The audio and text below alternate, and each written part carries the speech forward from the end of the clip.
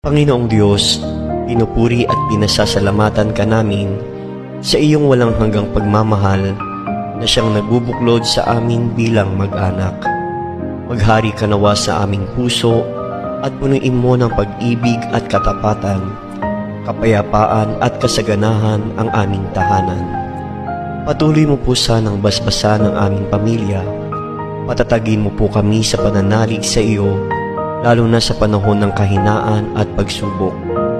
Ingapin mo po sana ang mga pamilya na ngayon ay nagdaranas ng matinding kahirapan at pagdurusa, nawawalan ng pag-asa at nagkakahiwalay dahil sa hindi pagkakaunawaan.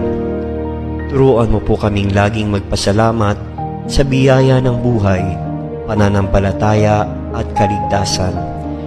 Akayin mo po kami sa kabanalang handog mo upang maging mabuting halimbawa kami sa isa't isa.